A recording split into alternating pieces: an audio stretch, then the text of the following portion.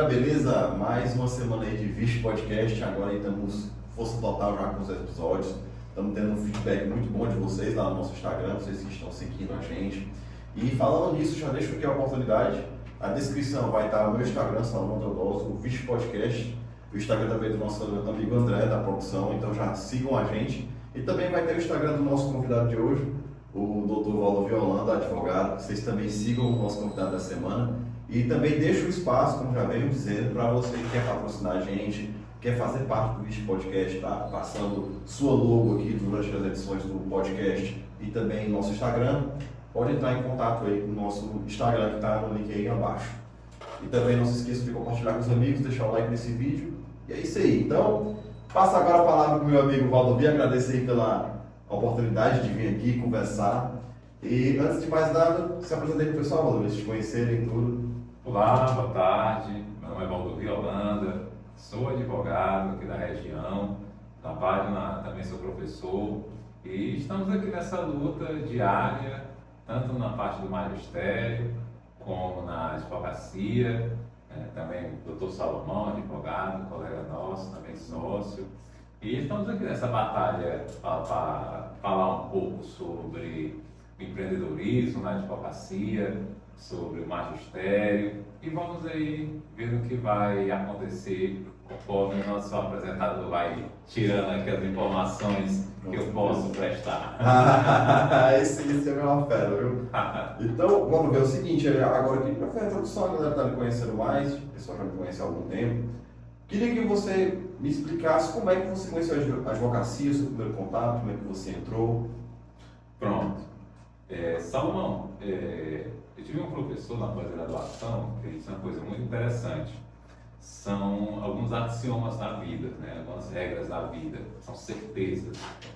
Né? Uma delas é a morte, a coisa mais certa do mundo é a morte. A outra é pagar tributo. E a terceira é você precisar de um advogado.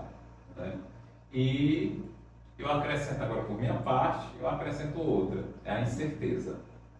Então são 4 coisas na vida que são axiomas. Né? A morte, pagar tributo, precisar de advogado e a incerteza. Na vida nada, né, é certo. Eu venho de uma família que ela tem um perfil militar. Né? Ela tem um perfil militar. E eu estava fugindo essa regra, né? Ao longo da minha... Eu fui crescendo, eu fui vendo que não me encaixava muito nesse perfil, né? E nessa história eu acabei entrando, sim, aí eu sem saber muito bem o que é que eu queria ser da vida, né? E eu acabava dando aos recursos, ajudando um aluno na sala, ajudando o outro. Já tinha experiência de professor, já? Intuitivamente sim, né? E para se entrosar, eu era muito introspectivo, mas também era doido para me entrosar. Então, eu tinha problema de fala, de me expressar, de conversar, aquilo tudo, mas sentia necessidade de me entrosar com os colegas.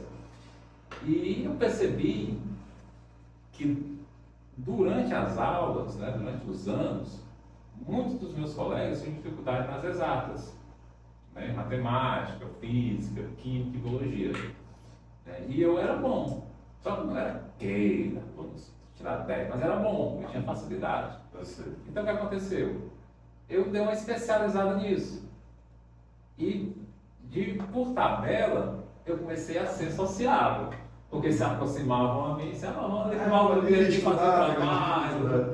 Eu acabei sendo aqui um cara que fora dos padrões de um aluno sociável, daquele aluno que fala e tal, né? E dentro dessa situação eu acabei sendo amigo de todo mundo, sociável, né? Por conta dessa artimanha que eu desenvolvi, que foi ensinar, que foi ajudar os colegas nos trabalhos e tudo mais. Então eu percebi que eu tinha essa predileção, né?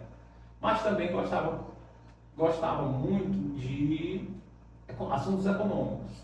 Aquela parte mais empresarial, tudo a gente conhece, sabe? Gostava muito de assuntos econômicos, porque são memórias afetivas. Meu pai, quando chegava no trabalho, quando ele era policial, chegava no trabalho, E naquele tempo não tinha televisão controle remoto, eu era o controle remoto dele, né? Então eu sentava, né? Eu sentava do lado, aí quando eu mudava o canal, eu ia lá, mudava o canal, né? E eu assistia muito jornal, eu assistia muito jornal, por quando eles assistiam também. Então aqueles assuntos me interessavam. Né? E quando eu cheguei na fase já para escolher o que eu ia ser, né? Aí tinha essa parte do militarismo e tudo mais, só que nunca foi o meu desenho. Eu tenho foco, Exato. naquele tempo. É tanto que quando eu cheguei próximo à idade de se alistar e tudo mais, servir, né, o exército, meu pai me levou para conhecer, mas eu vi o pessoal acordando de madrugada, né, pintando o muro, limpando as coisas, Correndo meio. correndo. Rapaz, não é muito pra mim, não.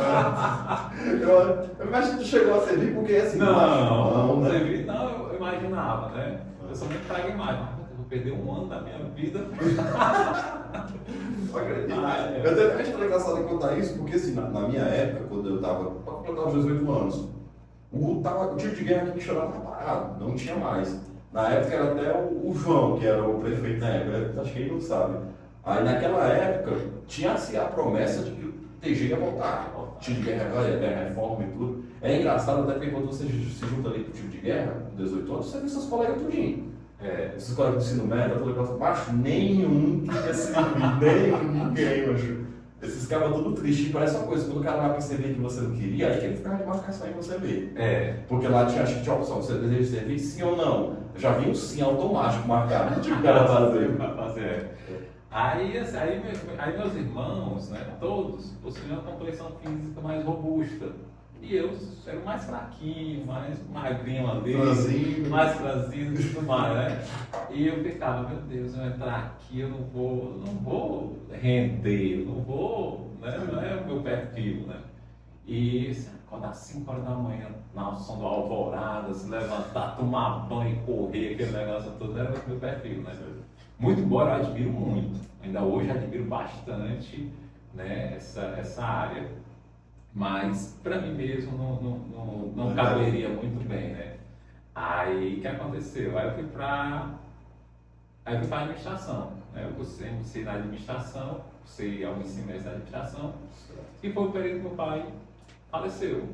Né? Então foi um período bem exatamente, conturbado, e eu acabei deixando o curso, e nesse período aí de autoconhecimento e tudo mais, não, vou para as exatas. Aí vim para as exatas, aí eu me encontrei e comecei, antes de terminar o curso, eu fui agraciado por Deus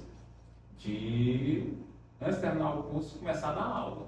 Então, minha primeira oportunidade de sala de aula foi no município da Ibaretama. Aí, puxando aqui o gancho, para que eu pudesse me safar do servir, né, as Forças Armadas, eu me alistei na Ibaretama. Que lá não tinha, era só tirar a bandeira e pronto, né? Eu me alistei na Ibaretama. Então, a primeira experiência de aula foi na Ibaretama, no ensino fundamental.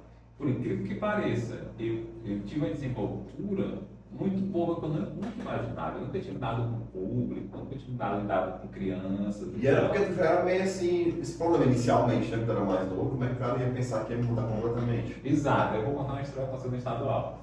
Aí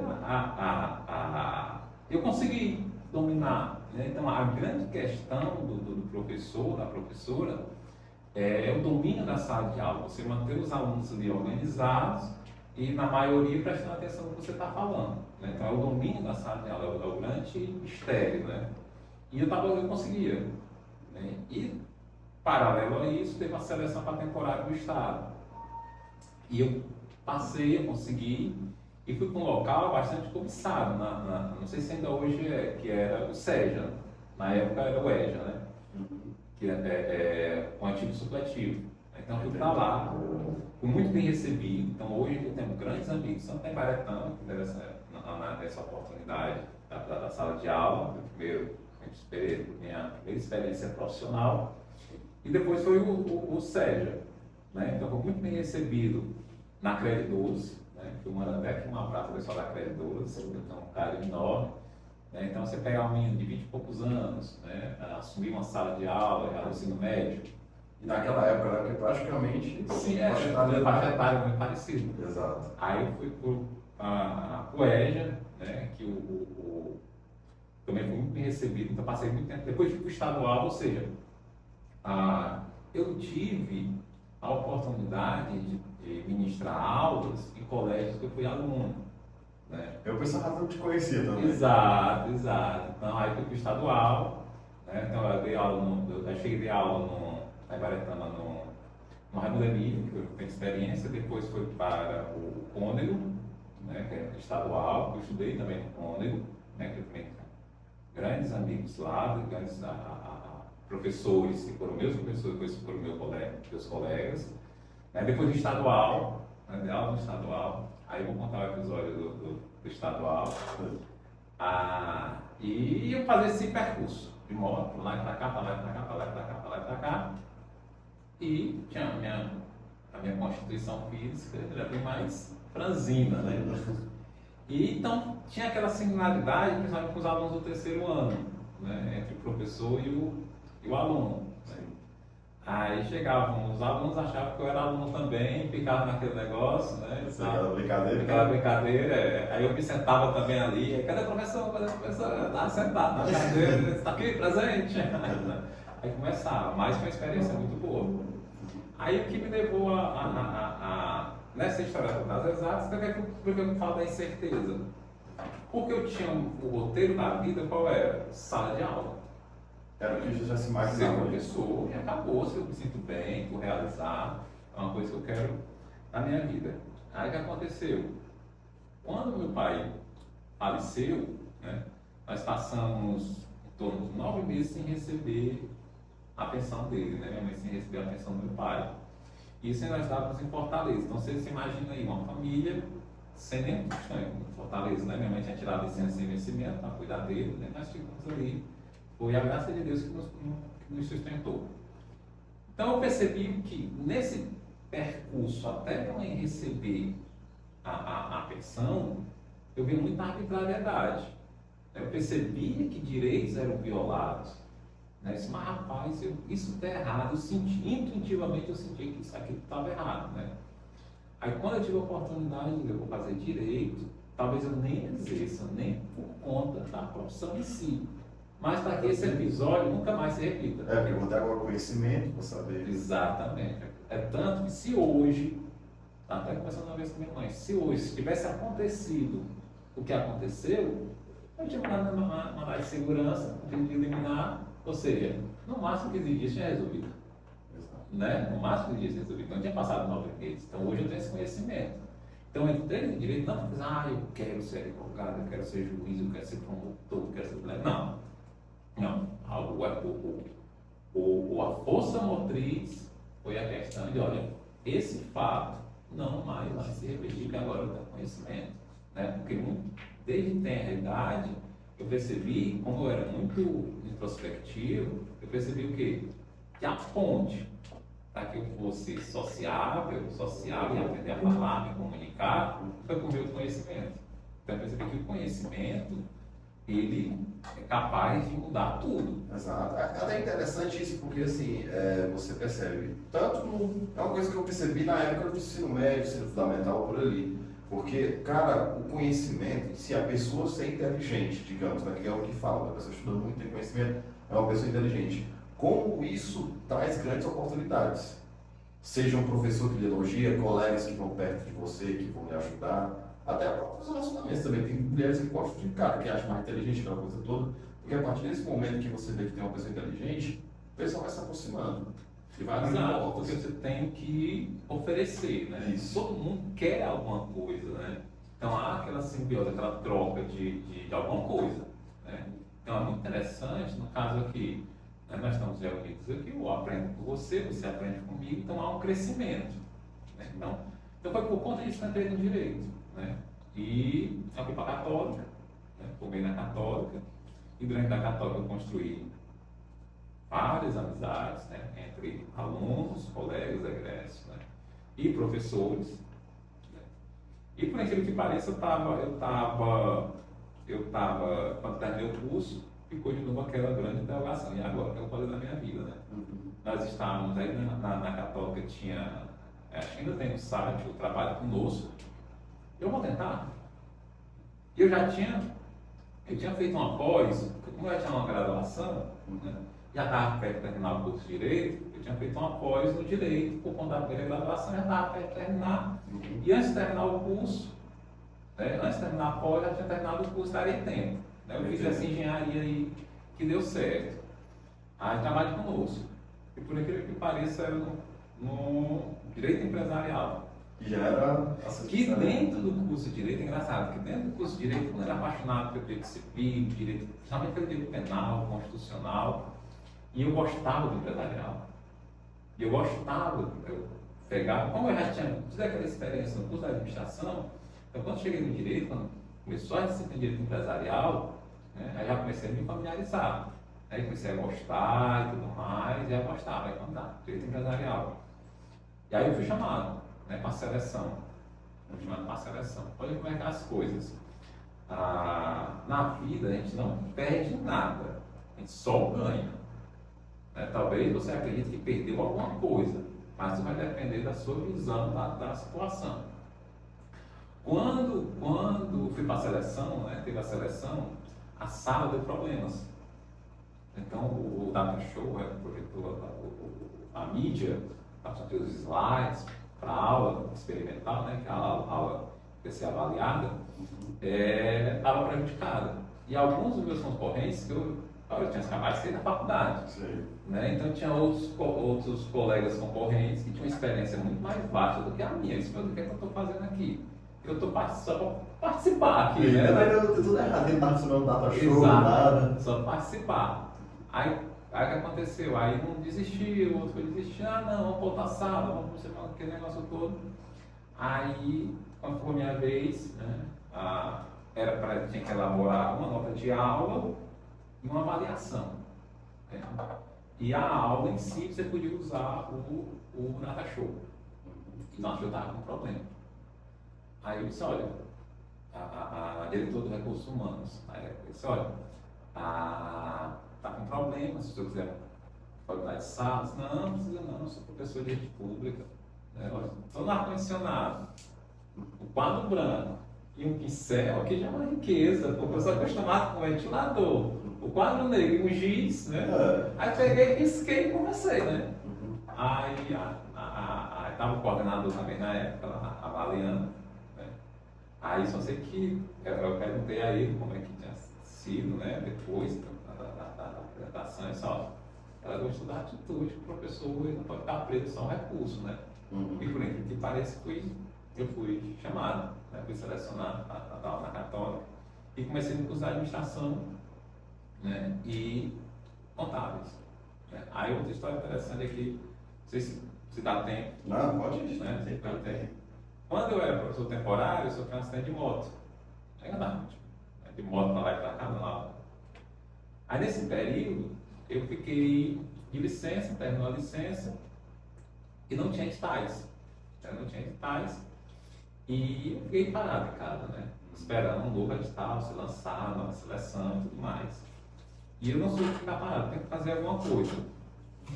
E nesse período todo, né, teve a criação da subseção da OAB Quixadá.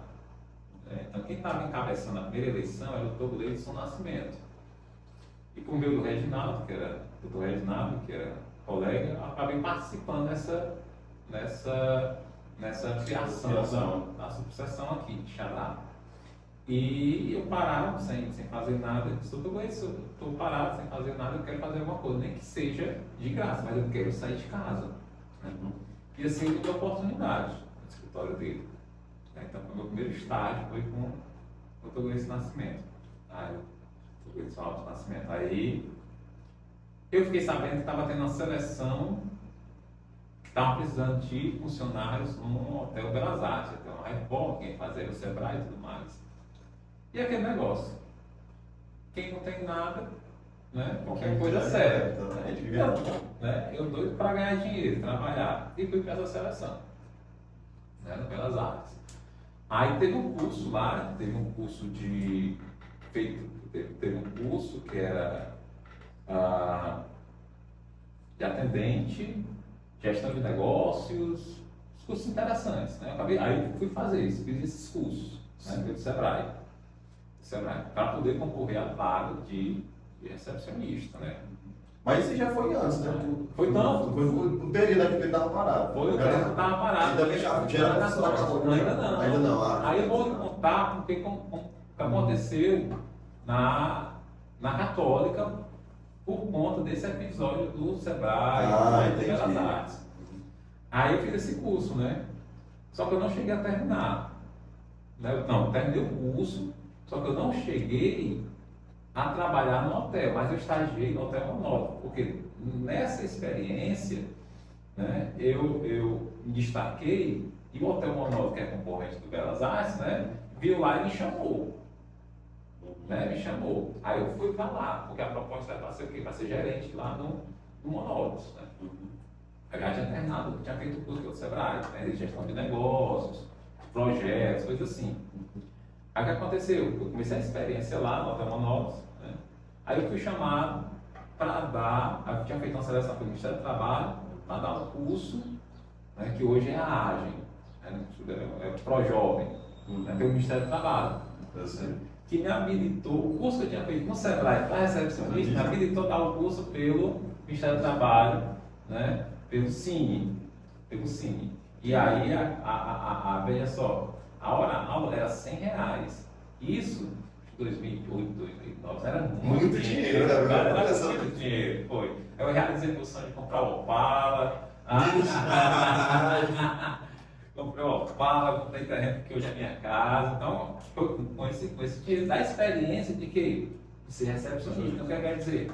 Eu já tinha uma formação, já tinha experiência de dar aula, tanto no fundamental como no médio. Né? Mas quando eu estava parado, só eu vou ser recepcionista, não tem problema. Também não tem problema não. Só que eu aprendi, percebeu? Então o curso que eu fiz do Sebrae me habilitou a fazer esse Ministério do Trabalho, né? Aí eu joguei. Porque eu tinha feito uma seleção para o Estado, estava esperando edital, né? Para ser um contrato de 1 ano no Liceu de Xerambim, 200 horas. Então o salário era bom. E esse do Sebrae, que seria o quê? Seria um módulo, um mês. Mas o outro mês seria um módulo, R$100. Né? Eu fiquei entre a cruz e a espada. Eu vou ficar fixo, perene, ou vou arriscar muito só um mês, e no mês seguinte vai que eu não tenha mais. Né? Mas, rapaz, quem não tem nada aposta tudo. Eu vou começar a trabalho. O Cine, Aí foi o Cine, né? Aí ela falou, você é doido de falar um negócio desse? Não tem nada, então o resto é lucro. O que eu quero que é lucro, né? Aí, sim. Aí fiquei 1 módulo, 2, 3. Aí continuei, né? Cada só passava, Aí foi o período da Católica, né? Aí quando eu vou fazer a lotação da Católica, substituir os horários, está a coordenadora da Contábeis preocupada porque o professor da disciplina de Gestão e Desenvolvimento de Projetos e de Estudos Econômicos, de Introdução à Economia, tinha desistido em cima da hora. Então a coordenação da Contábil estava doida porque esse professor tinha desistido. E na hora eu estava apresentando os documentos para a disciplina de Direito Empresarial. Aí eu escutei ela falando que, mas espera aí, gestão de projetos, eu tenho esse curso. Já tive experiência no Ministério do Trabalho, pelo Cine, né, e tal, pelo Sebrae. Aí você dá aula, não, tem capacidade, já dei aula no Ministério do Trabalho, pelo Cine, exatamente, de gestão de projetos. Olha aí. Aí, para você ver que lá da história do recepcionista, né, do hotel. Aí, e introdução a estudos econômicos, introdução à economia. Olha, nós vimos isso no direito e eu já cursei administração, então é uma disciplina que eu gosto. Né? É uma disciplina que eu gosto. Aí eu acabei. A ideia qual era? Uma disciplina na Católica, de empresarial, no fim eu acabei com 3. Né? Aí eu inicio minha história na Católica. Né? Então, eu saí um mês, e no outro eu voltei a sair com um aluno, e no outro saí e voltei como professor por conta de toda essa história. Por isso que assim, A vida da gente você nunca perde, você vai construindo. Uma hora ou outra é como se fosse um armazém de breguetes. Uma hora você pega uma coisa aqui, pega outra coisa aqui, vai pegar outra coisa aqui. Por isso que na filosofia você tem aquela discussão do ser humano. Ele é uma tábua rasa, né? E você é fruto das experiências, né? Do empirismo. Então sua roda é que tenha mais experiências possíveis, porque um dia você vai precisar dela. Eu achei interessante isso aí, eu fiquei até emocionado com essa história, porque agora eu fico pensando, será se eu vou ter essa experiência também? Porque na minha vida assim, de formação, eu estava indo por um caminho e fui para outro nada a ver. Porque no meu ensino médio ali, eu fui fazer um curso no condomínio, sabe? Era um condomínio digital, porque ele era tipo um curso preparatório, assim, para quem realmente não tinha nenhum curso, nenhuma experiência. Aí ele era um aglomerado de várias coisas, recepcionista, atendente, gestão de pessoas, ele fazia tudo isso, era uma formação assim de mais de 500, acho que era de 500 horas, eu acho que era um ano inteiro esse curso. E ao mesmo tempo eu também estava estudando no IFCE, fazendo técnico em química. E eu pensei que ia seguir nessa área, era o que eu imaginava. Só que, pulando muita história, eu terminei esse técnico em química, que vim para a área da corretagem, eu fui pro direito, tipo, não ficou nada a ver. E eu pensei, cara, às vezes eu paro e penso nisso, será se esse curso aqui vai servir para mim para alguma coisa? Porque eu tenho um técnico em química, tá lá, né, no IFC, acho que tá toda borrada, mas não tá lá, minha foto lá com meus colegas, mas até hoje eu não utilizei nada. Bom, eu passei mais perto de utilizar os conhecimentos e a parte desse curso, foi quando o meu irmão estava com a ideia de começar a mexer com cobra, aí ia pegar o veneno da cobra para fazer remédio, as coisas que faz, aí precisava de um técnico em química para fazer o manejo, assinar, então foi onde eu passei perto de utilizar esse meu curso, mas até agora também não foi para frente. Mas perceba que essa história que eu estou lhe contando, ela não é nada programada. Não, exatamente. Não foi nada assim, eu quero ser isso, eu quero ser aquilo. Foi que a vida foi moldando. Por isso que eu acho interessante a questão da incerteza. Né? Por mais que você acredite que tenha a certeza que aquilo vai acontecer, a vida tem uma dinâmica, né, que foge. Então, no caso, a sua experiência, ela é muito interessante. Então, vai ter momento que você vai precisar do seu técnico de química, pode ter certeza. Um dia ou outro, mas vai precisar. Né? Porque, assim, a vida é incerta. Né? E a vida é daquele de que você consegue se safar dela por meio das experiências, né? Ou seja, imagine se fosse a primeira vez que eu estivesse vindo aqui, né? Estaria mais nervoso, com a boca seca, né? Mais trêmulo e tudo mais. Porém, como tem uma certa experiência, já vem mais tranquilo, relaxado, né? Seria um pouco mais tranquilo. E a experiência que eu tive também, assim, quando eu paro e penso, quando eu penso nesse meu período da minha vida, eu penso, cara, isso foi bom para definir o que eu não queria. Foi mesmo que isso foi a experiência que eu tiro para servir. E até uma das coisas que eu converso às vezes em relação às coisas da vida, caminhos e tudo, que eu estava conversando até recentemente com a minha sobrinha, é porque assim, quando você está meio que perdido num caminho para seguir ou alguma coisa para seguir, o primeiro passo é você saber o que você não quer. Porque aí você já quebra um monte de coisa que você poderia perder tempo. Perfeito. E a partir daquele momento você já, não, isso aqui eu não queria, isso aqui não dá para mim, daí vai já funilando até chegar num ponto onde você vê que pode seguir. A Sêneca, ele tem um filósofo que eu gosto bastante, né? Ele fala uma frase, tem um livro da Felicidade, que ele diz que quem não sabe para onde vai, mar, qualquer vento serve, né? E até essa frase ela é refletida naquele conto da Alice no País das Maravilhas, né? Já estava sem saber para onde vai, para onde é que eu vou? Você quer ir para onde? Não sei, então pega qualquer estrada. Né? Então, quer honra, serve, né?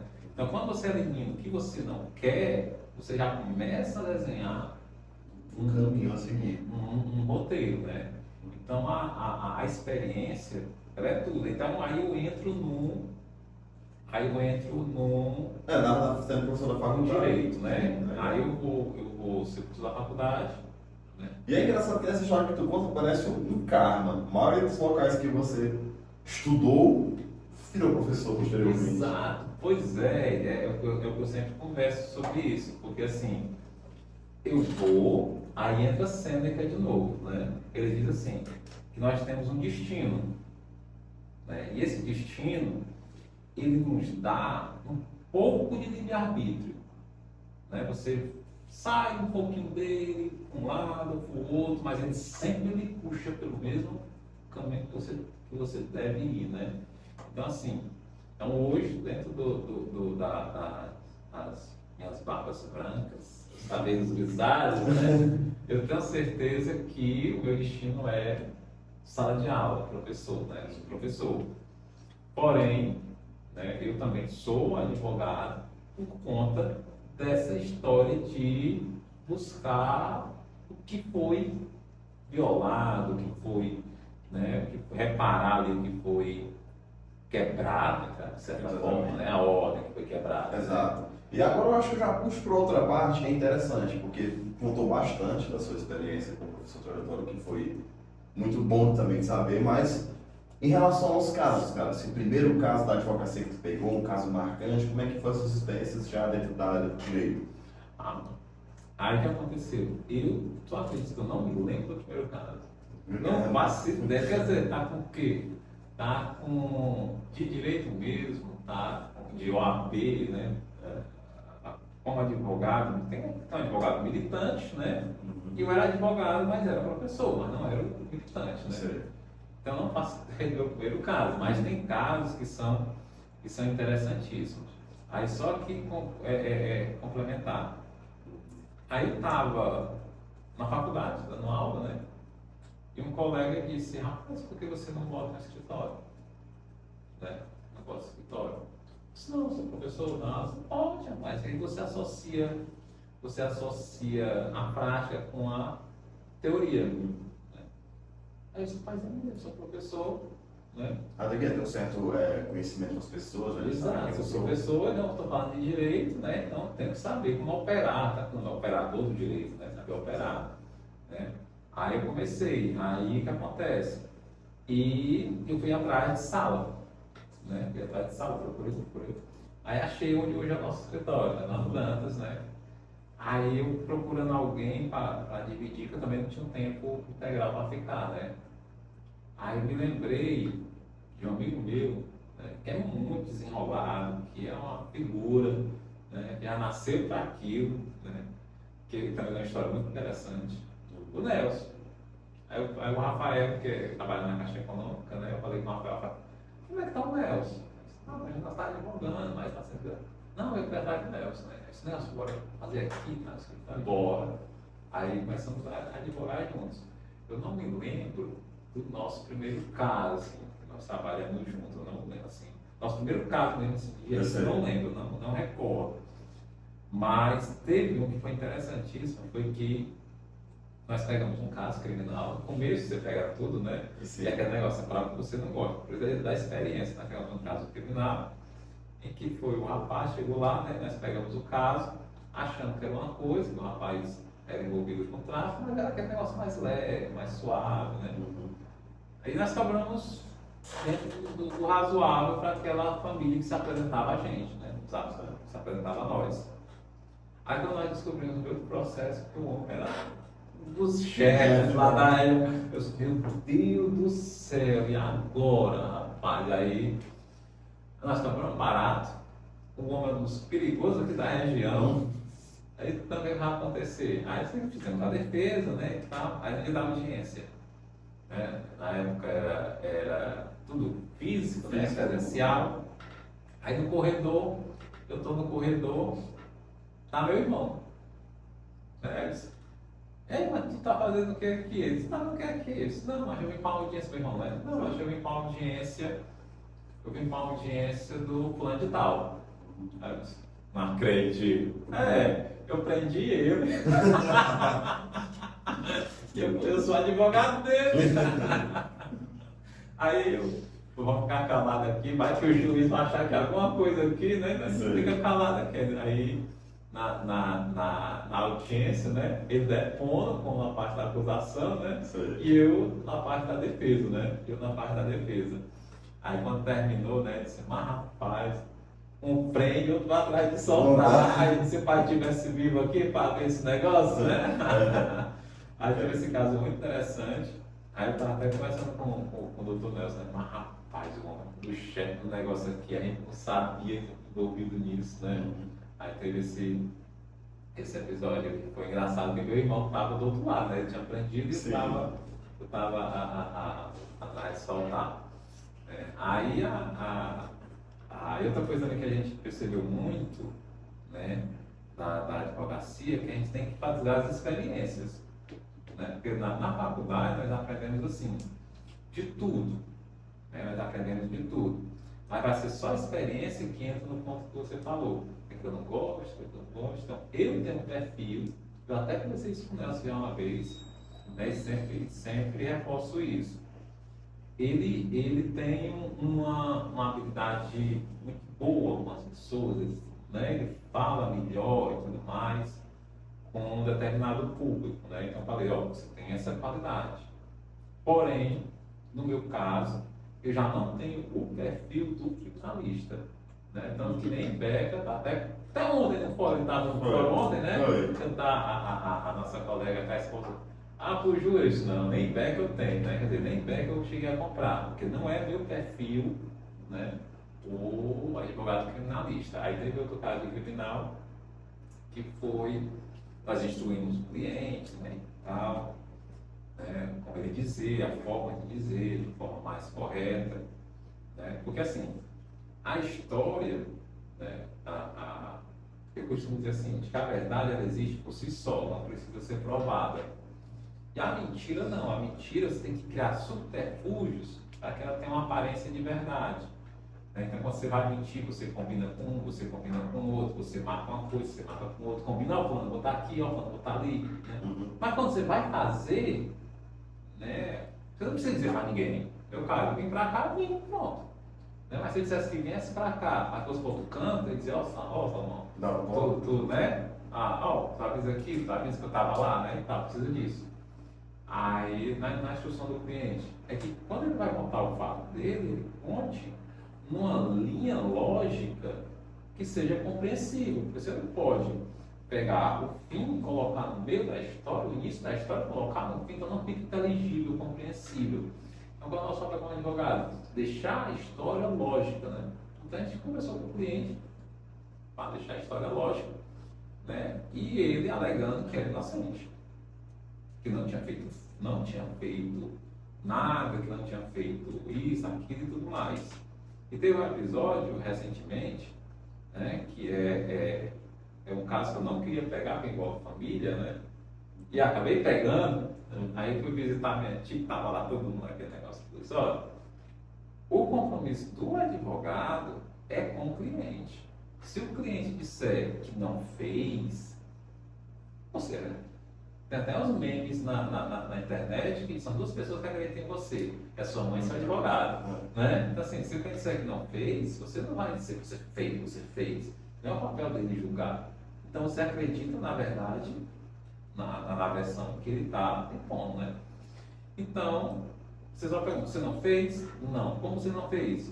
Você estava onde? Né? Você vai criando aquela situação. Né?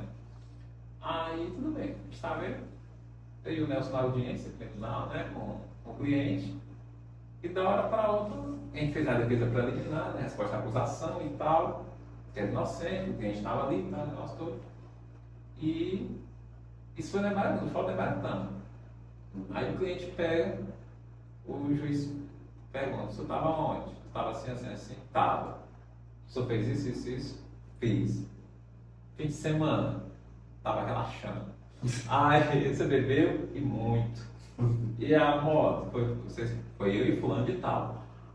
Rapaz, menino, eu olhava pro Nelson, o Nelson olhava pra mim, não tinha onde colocar. Cara, porque o cara disse uma coisa pra você. O cara disse uma coisa, o cliente disse uma coisa pra nós, e na audiência disse outra. Aí o juiz olhava assim pra gente olhava sem saber o que fazer, porque na resposta tinha uma coisa e ele estava dizendo outra, e aí agora, rapaz, aí acho que logo uma boca seca, porque nervoso, porque a imagem que tem, que alguém estava mentindo na história, né? Alguém estava mentindo na história. Aí, meu Deus do céu, e agora? Aí o juiz olhava para nós assim, a gente olhava um para o outro, ficava aquele negócio igual aquele mesmo dos três amigos, né? Ficava curiando assim. Exatamente. Então são casos que no direito traz essas peculiaridades, essas singularidades, digamos assim. singularidades, exatamente. Aí eu vi que não era muito meu perfil a parte criminal, né? Aí como eu já gostava de economia, de empresarial e tudo mais, já dava aula no negócio, aí eu fui gerando a minha vertente para o empresarial, né? Então é tanto que a minha base de formação acadêmica é empresarial, né? E minha base de atuação é nessa parte mais civil, né? Nessa parte mais civil. Aí eu fiz parte de um grupo, né, econômico da escola austríaca, né, que tem Mises, Hayek e tudo mais. E nesse movimento todo, a Católica me deu a oportunidade de ter um grupo de estudo. Né, eu criei um grupo de estudo na Católica falando sobre economia liberal. Eu lembro isso na época, acho que eu estava cursando esse tempo. Exatamente. É até engraçado falar uma curiosidade pro pessoal que está assistindo a gente, porque na época, hoje é o meu sócio, o Dr. Valovi, mas eu fui aluno dele também. Foi. Todo mundo é pequeno, cara, porque assim, parece uma coisa que eu, assim, puxo pra minha vida. Porque hoje eu não jogo mais tanto, mas eu já joguei muito jogo online, essas coisas, mas assim, os caminhos que o jogo me levou foi um negócio assim que eu acho impressionante, praticamente as profissões.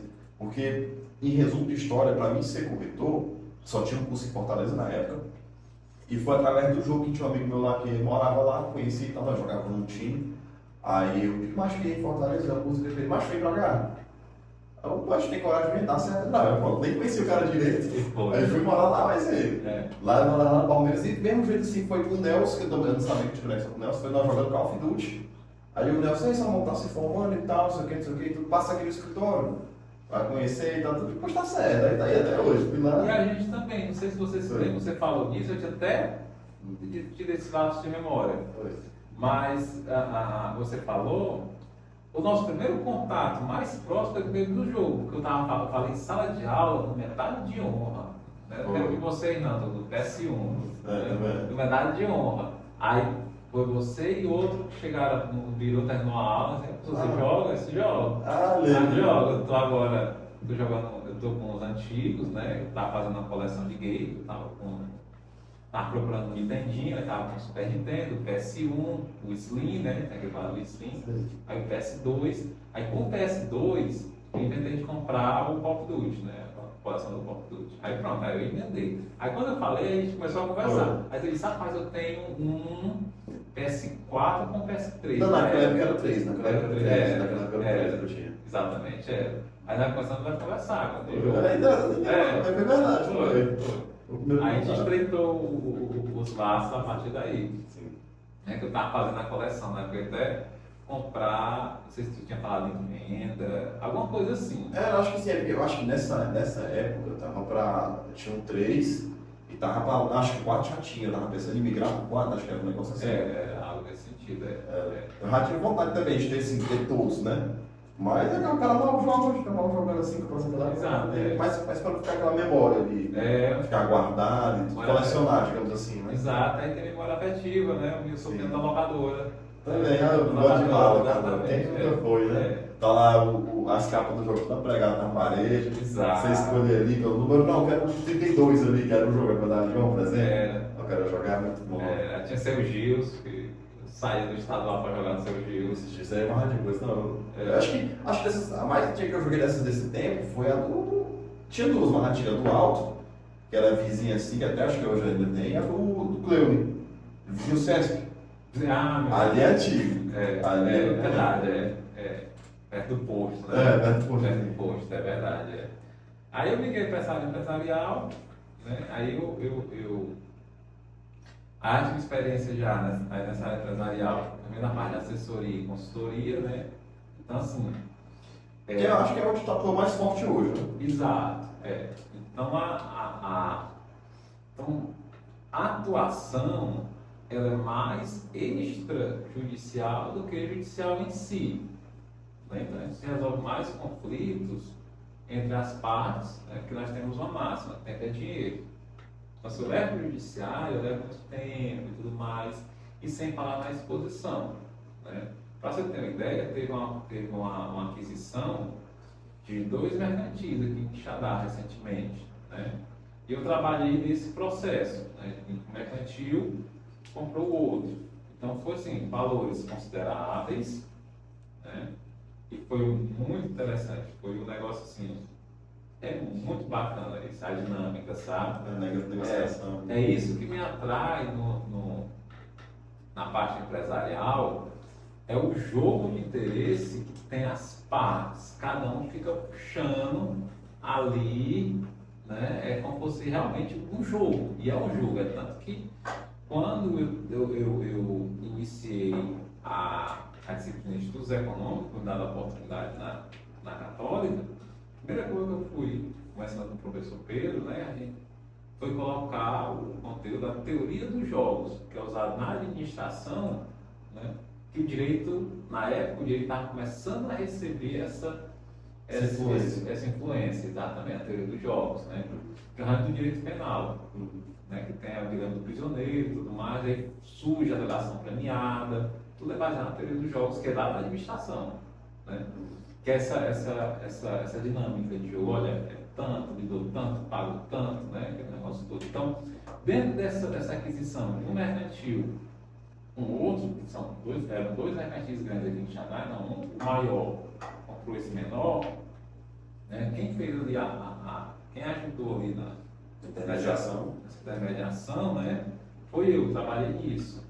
Então é um processo que foi muito detalhado. O que acontece?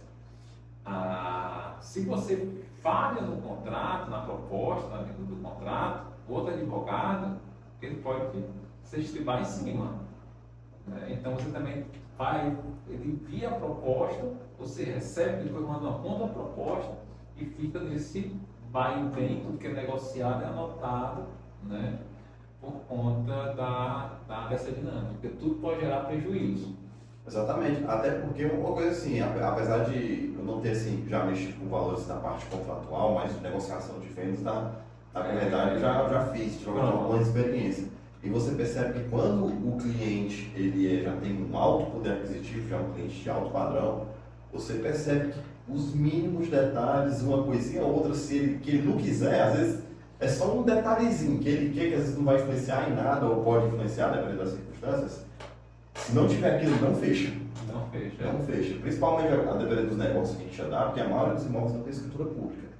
Então, muitos negócios também não são fechados aqui em Xangai, mas empresas, apesar de o mercado ser bastante aquecido, mas muitos negócios também não se fecham por causa disso, com a documentação. Não está enganchada.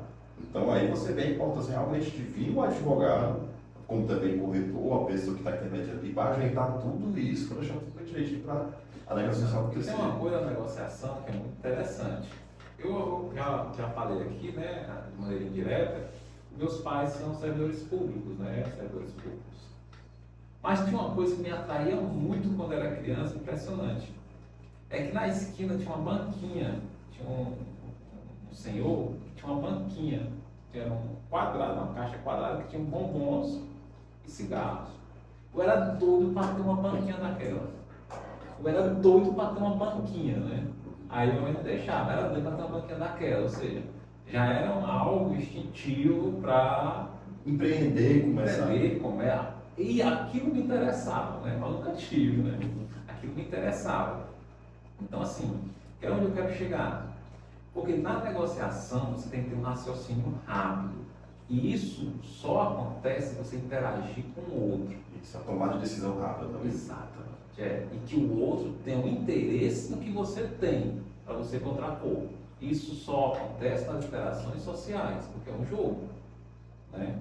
Nesse episódio dos mercantis, né, era a questão do faturamento. Nós estávamos questionando a questão do faturamento, né? Aí nós estávamos só com balanço de um ano, né? Aí só, aqui faturou tanto, mas aqui nós já estávamos em declínio, né? Então faturamos X em declínio.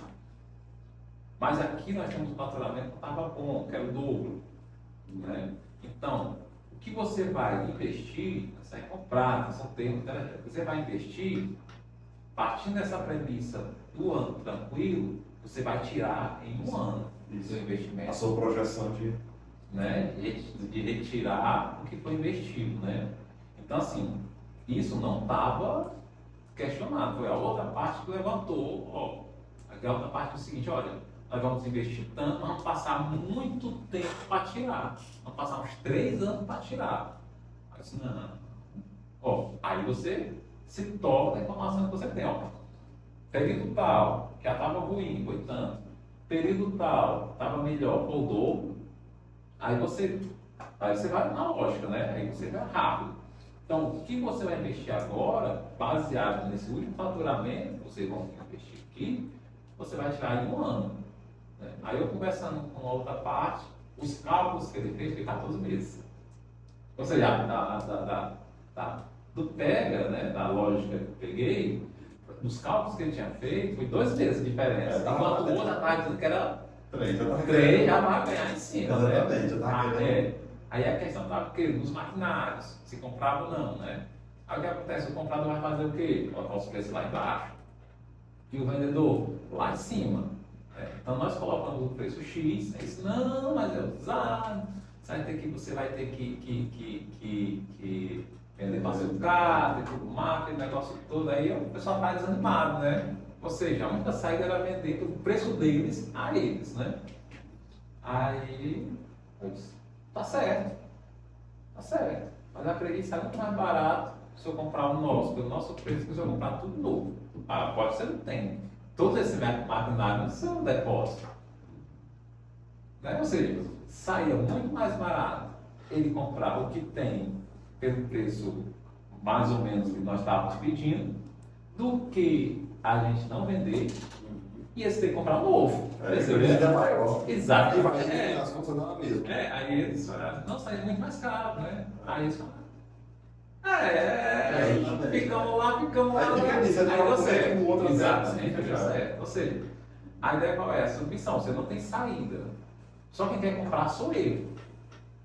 Mas não é assim. Então, se você for essa ideia de, é verdade, só quem comprar é você. Então, só venda o seu preço. Então, são raciocínios que têm que ser rápidos. Rápidos é aquela tomada de decisão que pode ser incisiva. Exato. Até porque, tipo assim, o jogo de interesse em relação a compra e venda é os dois. Daí, como você tinha explicado também, é uma parte interessada e a outra também. Então, tem que achar ali um meio termo. Porque sempre o cara vai querer ficar puxando pro seu lado. Porque assim, você está defendendo o seu cliente, acabou, você é seu cliente. Então, você vai defender os interesses dele, melhor para ele, ao ponto, então você tem que ter o ponto de equilíbrio. Qual é? Defender os direitos dele para que ele saia, não defender tanto que não realize o negócio. Exatamente. Então tem que ter um ponto de tem que ter um ponto não, até aqui dá certo. Aí se você vai ter aquela margem para trabalhar. Aí você fala com o seu cliente, se você quiser daqui é sua conta e risco, mas não, parecer é isso, pela experiência tal, acontece isso. Até porque também é uma coisa que acontece muito, assim, porque, voltando assim, até com uma análise de mercado em relação aos imóveis que eu trabalho, que recentemente até fiz o curso agora como avaliador, o preço de mercado, existem 3 preços de mercado. É o preço de avaliação, o preço do mercado e o preço de venda. E às vezes, a depender das circunstâncias, você tem um 4º preço, que é o preço do proprietário, do que ele quer. O que ele quer. Até porque, cara, às vezes você vai estar ali com o preço de mercado, tá bom o preço de mercado, tá ótimo. Porém, aquele preço de mercado ali, o dono não quer, diz, não, isso aqui eu não aceito.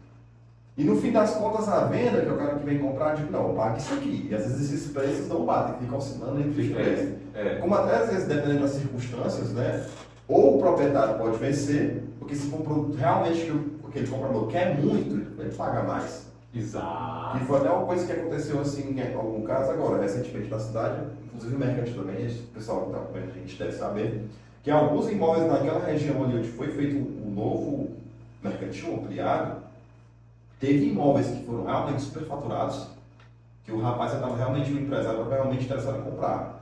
Já teve outros ali que ficaram no mercado e tudo, foi dependendo daquele jogo de interesse. Mas teve um específico que está lá parado até hoje que pediu um absurdo. Aí ficou, também não vendeu.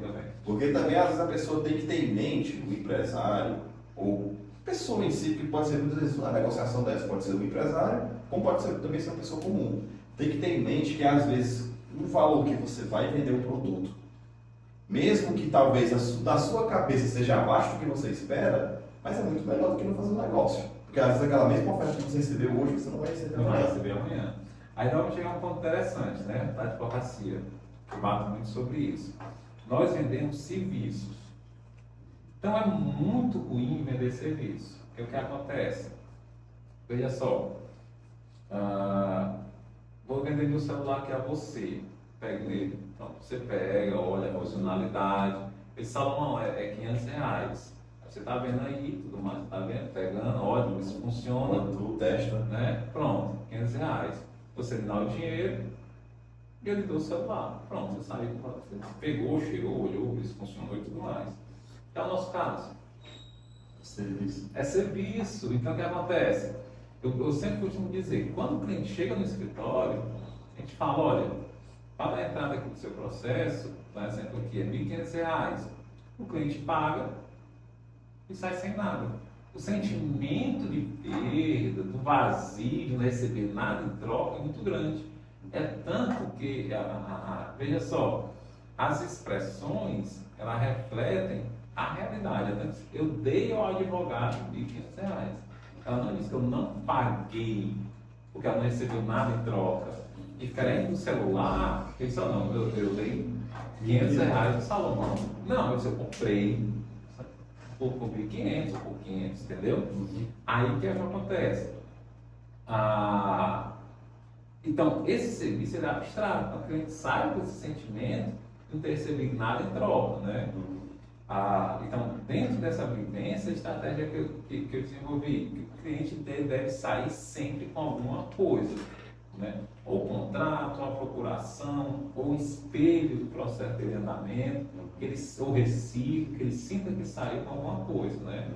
Eu até criei no Instagram, que eu acho muito mais dinâmico, né? Que é uma experiência pessoal, um destaquezinho de portfólio. Né? Ontem eu tive um atendimento, quando eu falei o valor dos honorários, né? Aí o cliente, dá para dar desconto, tá, aquele negócio todo. Eu disse, olha, aí mostrei o portfólio, abre o Instagram, que é muito simples, né? Abre o Instagram, mostrei o destaque, tá aqui, ó, as petições são assim, tem que um pouco mais de trabalho, arriscado, né, e tudo mais, tem esse perfil. Para ele ver o valor do serviço. Exato, para ele sentir, eu tô dando uma amostra, é a mesma coisa, tem uma vitrine e tem um celular desse aqui mostrando o telefone, né? É diferente você chegar no escritório e dizer, olha, é R$ 8.000, R$ 9.000 o serviço. O cara fica em choque. Exato, você não vê nada, o cara não entrega nada, você não cheira, não pega, não toca. Né? Então, assim, na advocacia tem essa experiência de você demonstrar seu serviço para agregar valor. E na parte empresarial, principalmente, o empresário é bem mais restrito ao gasto. Né? Então, qual é? Gastar menos e lucrar mais, reduzir despesa. Então, quando você mostra que é um profissional diferenciado, que tem essa dinâmica de raciocínio rápido, né? Então você se destaca. Então, é um ramo que ele está em crescimento e que não é muito trabalhado aqui em Xará. Né? Então, nessa área da advocacia, ela é muito interessante, mas requer um pouco dessa expertise. Expertise e também botar um pouco mais a mão na massa, se trabalhar, e tudo. Inclusive, cara, até assim, a dica que você deixa para os jovens advogados, até eu também não estou atuando há tanto tempo, acho que estou no meu 2º ano de profissão, ainda estou caminhando aí na profissão. Os primeiros passos para poder ser um advogado assim de sucesso? Bom, primeiro gostar de pessoas, né? Trabalhar com pessoas, ser sociável, entender isso. Segundo, a vocação com a área do direito que você gosta, não é a área que dê dinheiro, porque se você faz alguma coisa visando o dinheiro em si, né, pode ser que você não consiga, você vai fazer mal feito, com mau gosto. Né? Então procure uma área que você gosta, tenha tesão naquilo para poder sentar e escrever. O direito ainda é muito burocrático. Então você pegar uma petição, fazer uma contestação, uma sustentação, se preparar para uma sustentação oral, requer trabalho. Então é algo que você goste. Ah, mas não dá dinheiro, não tem que chatar, não. Pois crie. Tem até um ditado interessante, que foi um empreendedor para a Índia, um empreendedor inglês, que chegou lá com uma fábrica de calçados, ele disse, olha, aqui vamos quebrar, porque ninguém usa sandália. E voltou. E quando foi outro, um colega, olhou, disse, rapaz, que ninguém usa calçados, vamos voltar. Ele disse, não. Então o país mais populoso do mundo, os países mais populosos do mundo. Agora imagine esse povo quando começar a usar sandália, vão comprar quem? A mim. Né? Então assim, mas eu não gosto, essa área do direito que eu gosto não tem mercado. Tem, não existe espaço vazio. Né? Então é só se especializar, aprender a divulgar, criar a cultura que você precisa daquilo, como os marketing fazem. Olha, você talvez nem está precisando daquilo, mas tem uma propaganda que diz, olha, você precisa beber isso, você precisa usar isso, você precisa comprar aquilo. Né? Criar necessidade. Criar necessidade. Correto. Então a ideia qual é? Cria a necessidade, crie para o seu cliente que você é necessário para ele, que seu serviço é necessário para ele. Né? Uma experiência que eu tive, quando mostrei lá no Instagram, mostrei os portfólios, é assim, tem uso gráfico, uso isso, aí tem a foto das partes, tem as fotozinhas aqui e tal. Ou seja, ele mostrei ali o diferencial que vai querer para ele. Né? Vai querer para ele, mesmo que ele não queira para ele, talvez caso ele não queira para ele, mas indica, é bem zeloso. Exatamente. Né? Pelo menos isso você vai ter esse troca de informações. Exatamente. Então, Maluvi, agradeço aí demais pelo seu tempo, cara, a oportunidade de ter vindo aqui, se falar um pouco do seu tempo, da sua gente para ter aqui, conversar com a gente, tudo, passar as suas experiências. E agora, como é que o pessoal faz para te encontrar? Bom, temos o site, né? Temos aí o site do escritório, que é www.valdoviholandaadvogado.com. Tem o Instagram, que é valdovi.holanda. Lá você nos encontra, tem informações, no site tem as minhas publicações acadêmicas, tem perfil profissional, tem um pouco de como nós trabalhamos com direito na parte empresarial, tem lá os parceiros, né, que até há um grupo de farmácias de Xirampim, Boa Viagem, tem um abraço aqui para o Dr. Ciro lá no Xirampim, o Dr. Júnior Correia, né, que são parceiros nossos, né, do grupo Menescal. E também você vai encontrar depoimentos de clientes, alguns depoimentos. E no Instagram você vai encontrar um pouco da minha vida pessoal, muito pouco. Mas você vai encontrar dicas também. Como eu sou presidente da Comissão de Direito Empresarial, você vai encontrar dicas para advogados também empreenderem, como administrar seu escritório, a importância da formalização do CNPJ. Tudo vai estar lá no Instagram, então acredito que tem um conteúdo que vai somar na vida daqueles que estão interessados. A palavra do Salomão. Agradeço demais as formalidades e tudo. Então, é isso aí, pessoal. Agradeço por vocês terem acompanhado a gente aqui no Vídeo Podcast no episódio de hoje. É um prazer também sempre receber aqui o meu amigo e sócio, Dr. Valmovi. Já tem um tempo que a gente trabalha, se conhece, tudo. Foi um papo muito legal para o pessoal conhecer mais, pegar umas dicas, aprender mais sobre o mercado de Quixadá, o direito e tudo. E é isso aí. Algumas considerações finais, quer falar mais alguma coisa? Está satisfeito? Eu agradeço a oportunidade que aos jovens que estão aqui presentes, que estão fazendo aqui essa divulgação do seu trabalho, do Vídeo Podcast, né? É um momento ímpar. Já vamos falar um pouco de tudo, né? Um pouco de tudo. E deixo aqui as minhas felicitações e devolvo aqui a palavra do Salomão agradecendo a oportunidade. Então é isso aí, pessoal. Agradeço. Espero que vocês tenham gostado dessa edição de hoje. Como eu sempre digo aqui no nosso podcast, temos uma variedade muito grande de personagens, ideias e tudo, e convidados, digamos, né? E, novamente, deixa aí, o Instagram do nosso Valdovi é Dr. Valdovi Holanda. É Valdovi Holanda, é valdovi.holanda, né? Valdovi.holanda. E o site é www.valdoviholandaadvogado.com. Exato, e as nossas redes sociais estão aí na descrição, o meu Salomão Teodósio, o do André, da Ian vai estar aí também, nosso Vídeo Podcast. E é isso aí, pessoal. Vejo vocês na próxima semana. Valeu!